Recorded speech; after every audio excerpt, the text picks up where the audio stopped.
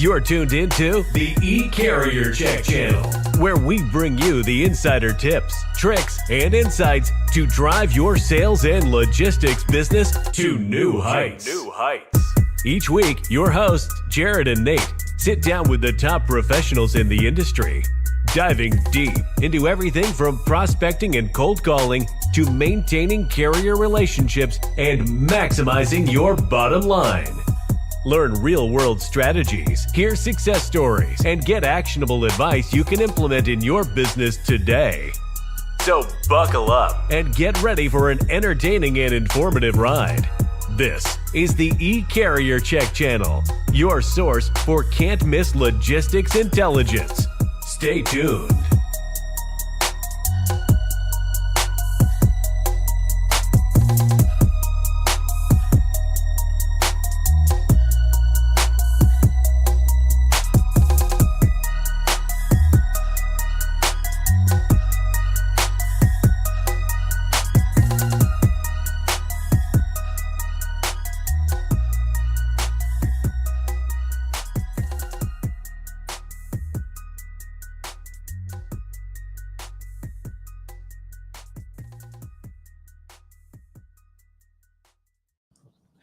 Hey, good morning. Happy Friday. We made it through the week. Finally, brother. It's been a crazy week, to be honest. You know, we're going to talk about that today. Gabe, what's up, brother? Jerome. Who's in the house? Yeah, what's going on, guys? Happy Friday. Yeah, how's it been? Anything good? Anything bad? Let us know how it's been. Yeah. I'm excited to talk today. I pulled Jared aside this week, and, you know, there's times that you and I do meetings together, and there's times we kind of split them up because we're just busy. It's funny that I actually get a lot of meetings where I'm meeting with these are like all-star brokers and just top-notch brokers. And I'm not saying you guys aren't, but these are guys that have been in the industry longer than I've been alive almost. And they come and just chat with us, and rest in peace to Montgomery. I saw that. Yeah. That sucks. But it's nice to just it's refreshing to talk to these people that have been in this industry so long, and they've been through a lot of changes. And but yeah, they come and chat with us and just say, hey, you know, what are you seeing that's been working? And, you know, what's a way for me as an established broker to find more opportunities and more business? And so it's just nice to kind of have those chats. And then we also get those brokers that are just getting into the industry and just starting from ground zero. So I'm excited to really talk with you today, Jared, because you have been in this industry, not to date you, but you've been in this industry a while, and you've seen a lot of things, and you've seen where you kind of have to change the way you do things and adapt with adapt. So I'm excited to talk through that with you today, bro. And see where it goes. Up, man. It's good to have. I wonder how you been. Yeah, let's do it. Tell us how your life is. We'd love to hear it. Yeah, I think what's interesting is when we talk to kind of the Gabes of the world, although we haven't had the blessing of having him in. Jared's old. I know. Honestly, he's 22. My skin looks amazing. That's I have to get closer here, but honestly, we talked to a lot of old school brokers. We talked to a lot of young guys, and there's this interesting place that they both live when they're successful, whether they've been in the new or the side, and really it seems that connecting point is somehow around communication. Right. You know what I mean? They're exceptional communication. They're exceptional at being curious. And they ask wonderful questions. Yeah. And that's what brings these two sides together, right?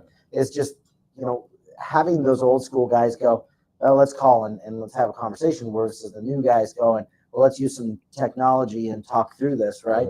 And so I like that there's a little bit of a mix, but the people that adapt are ones that always end up winning. Right. You know what I mean? Yeah. The guys that kind of keep going with the flow and growing with the industry. Right. So adapting obviously is huge, right? And then staying curious, I think it's another one as well. Just stay curious, especially when it's with your customers. And that's one thing I wrote on the list today is how can an established broker that maybe feels like they hit a wall, how can they just maybe adapt or find new opportunities or new business, right?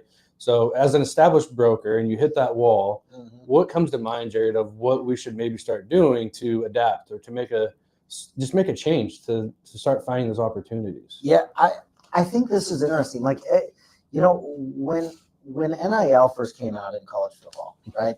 And I'll get into your ask question here in a second. I love it. But when NIL came into college football, you saw all these coaches going, wait a minute, what the hell's NIL?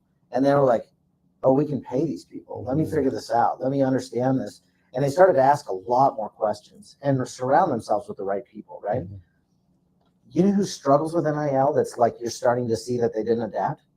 Is Dabo Sweeney, right? The guy from Clemson. Yeah. He's like, I'm not doing NIL. And it's like, okay, you know, he just didn't want to adapt. And I think those freight brokers that are like, okay, how do I utilize, you know, ChatGPT to help me communicate a little bit better or to think a little bit differently? Or how do I use a software, you know, like eCarrierCheck in starting to establish new conversations and new relationships with carriers that you might not have known of or even seen really from being that traditional broker of, I'm telling you, 2017, when I was a freight broker, everybody was making money. We were all having fun.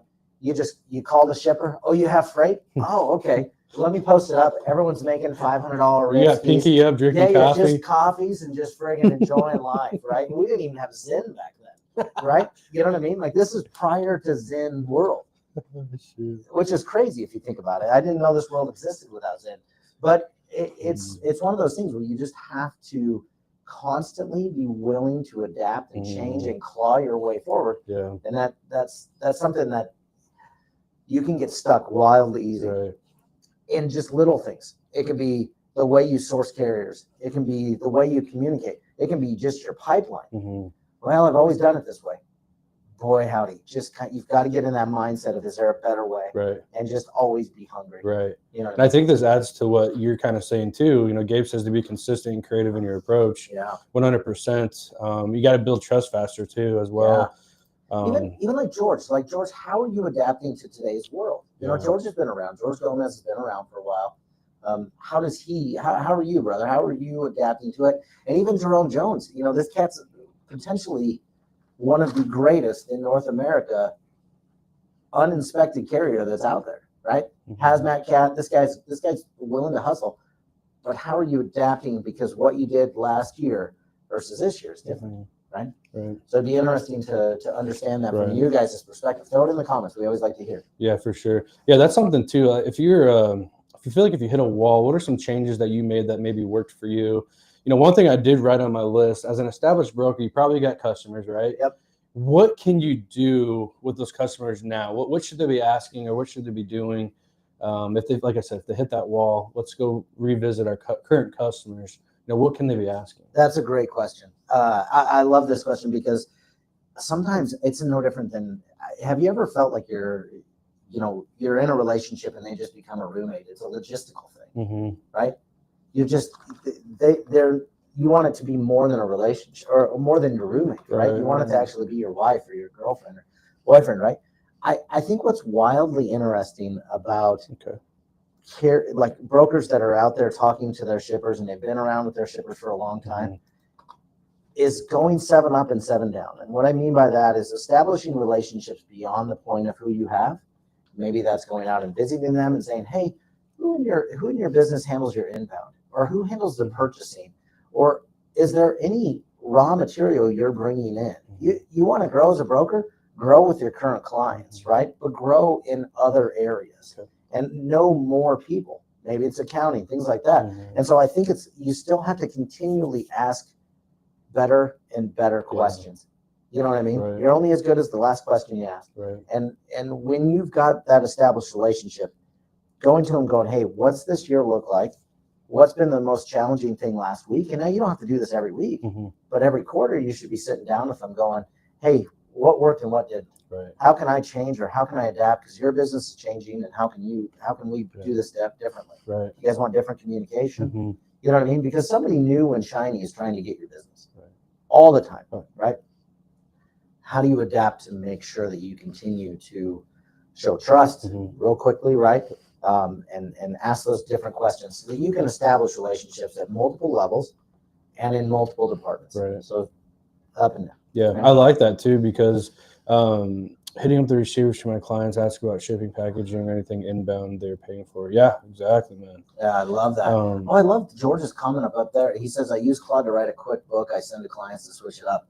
Yeah, honestly, I used to do, this is prior to AI, but what I would do is run, like, you can pull up all the fuel in different areas and I would send it to different shippers and say, hey, it looks like fuel may go up at least 6 to 10 cents over the next 3 months. How are you helping your carriers, or what are you doing for this? And I would just send thought-provoking ideas. And so I love that George is doing that so friggin' big.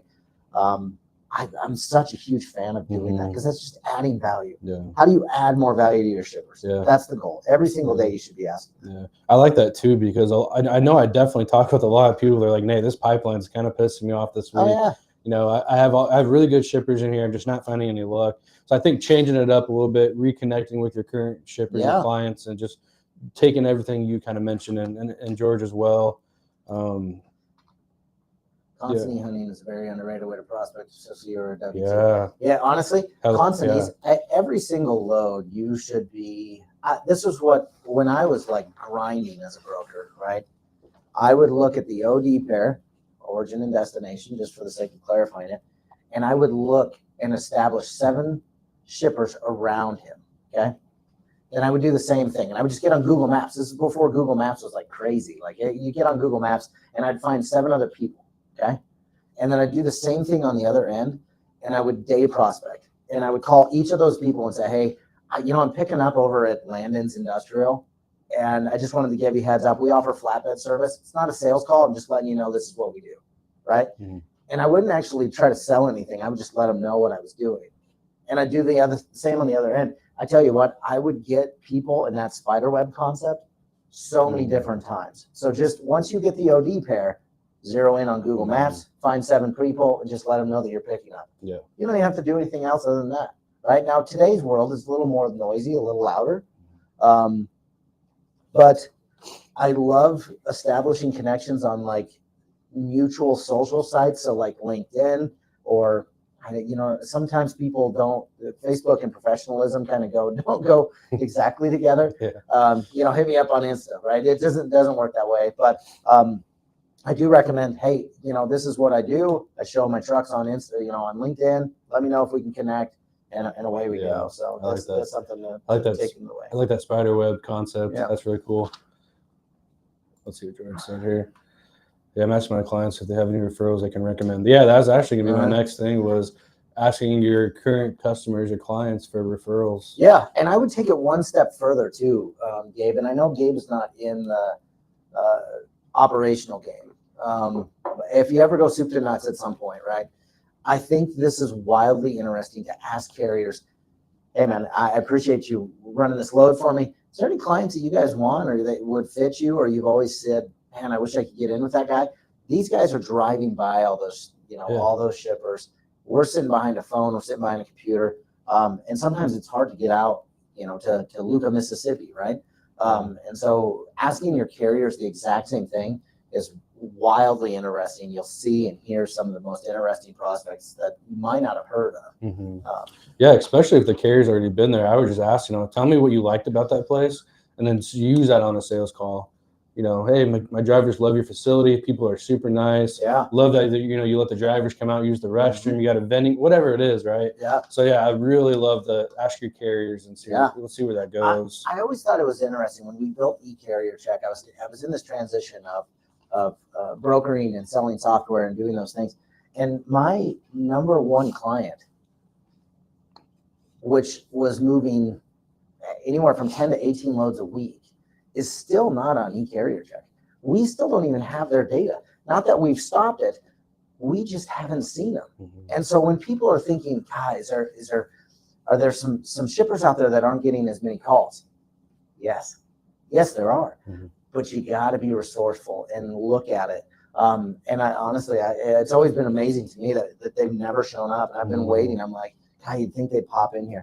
Never happened, right? And so I think it's wildly important when you do that 7 and 7, on the OD pairs, you start to find some local people that you may not have known about, right? Yeah. One thing I love about meeting with our users on eCarrierCheck is seeing how they switch up the way they prospect on eCarrierCheck.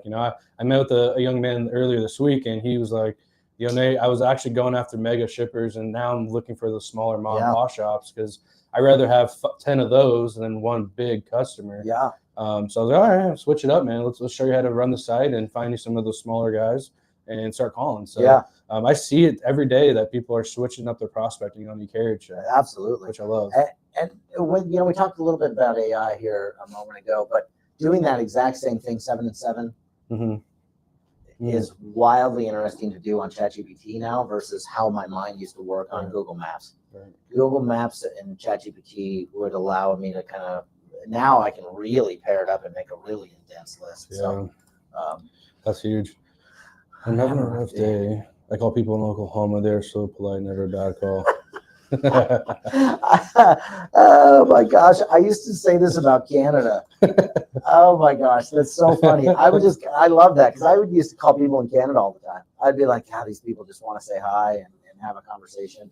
And honestly, I think about the last I had some weeks where I was just stuck.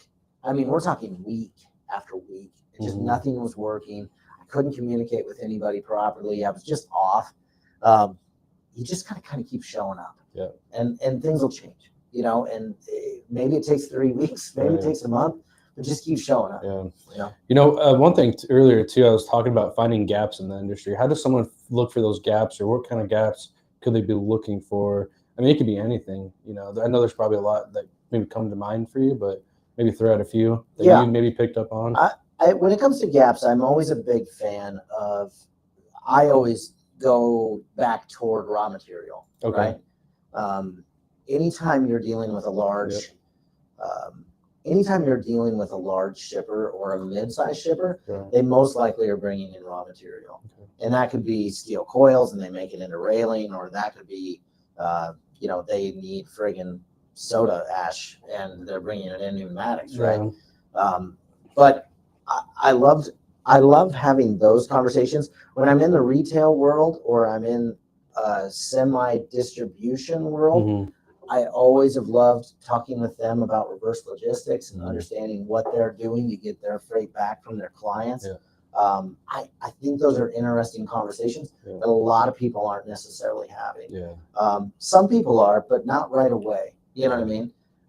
Even starting some of your cold calls with that gets people to think a little bit differently. Even if you're looking for that day-to-day freight, you call and just say, hey, this is Jared over at eCarrierCheck, and I'm actually looking to talk to somebody specifically about your reverse logistics and how you handle that from a day-to-day conversation with your clients. That sounds way better than, hey, you got any freight? How are you finding your trucks? Right? And so it just makes you sound a little bit different. I think it's important that when you're looking for gaps, you keep that same thing in mind when you're making your calls. Because it will give you a little bit different of a feeling when you're talking. Yeah. And here's the nice thing about eCarrierCheck. If you guys go out and find, let's say you cold call the shipper or you asked your current relationship and you say, hey, is there anywhere I could, kind of fill in and just kind of provide more service, right? And let's say, Gabe, we actually do tankers on this side and you never done tanker. Well, here, guess what? You have eCarrierCheck. You get on, start finding tankers.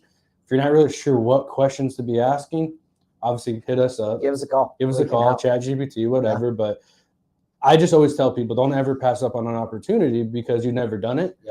Well, let's just get into it. Ask questions because you can figure it out. They obviously like you as a relationship. And they trust you. Then it's just a matter of asking questions and you'll establish yourself in that world. I love it, Jared. You guys, it's been a heck of a week, man. We are going to take off next week. I'm going to be on vacation. I know. Good for you, bro. I know. But Jared, do you have any last thoughts for, whether there's anyone new that's coming into this industry or whether it's someone that's been established? You have any just kind of, quick 2 tips, 1 tip here for them to kind of end the week? Yeah, I think let's see what he says. I never go in selling trucks in the area. I would go in each call, sense of curiosity, and people just reject it with a softer conversation. Exactly. 100%. 100%. My final thought with whether you're an established broker or a younger broker, a newer broker that's just getting into the game, is just consistently stay curiosity and stay hungry. And that's all that matters. Have 5 good questions that are deeper, thought-provoking, that'll get them talking on those conversations, and whether those conversations are established, you already have those shippers, or you're trying to build and add more shippers. We're coming into a time where you either need a broker, or you either need a carrier, or you need a shipper, right? And the scale is going to start tipping to where you need a carrier. you're going to need to find those people. And so don't skip the step of just staying in the sales world. Don't forget your ops world, because those people are going to come in handy when freight rates start to climb here. Yeah. You know what I mean? Yeah. So that's the swing we're heading into. I love it, Jared. I love it. Thank you guys so much for being here today. Make sure to connect with us on LinkedIn. We're on Facebook. We're also on YouTube. So make sure to subscribe. Make sure to like. Go to our YouTube channel. Hit us up there. If you guys have any thoughts or some questions that maybe we can help you out with, email us, support@eCarrierCheck.com. We'd love to help you. We want to see people grow. So we just love the people that we've been able to connect with and everyone that shows up each week. So we're really grateful for everyone that takes the time to come hear us chat and kind of be weirdos. We love it. So, and we appreciate you guys just throwing in the comments, we learn a lot. And, Gabe, you're one of them, brother. You have grown crazy, man. I've never met anyone that's grown so fast in this industry. Talking about making mistakes and just learning from them, right? So you've grown super quick. Go connect with Gabe on LinkedIn as well. He posts on there pretty frequently, and he gives back to the community as well. So love it. You guys have a great weekend. Stay safe, and we hope that you guys just have a good weekend. Take some time off too. Give yourself a breather. This industry's crazy. Oh Lord. So we'll catch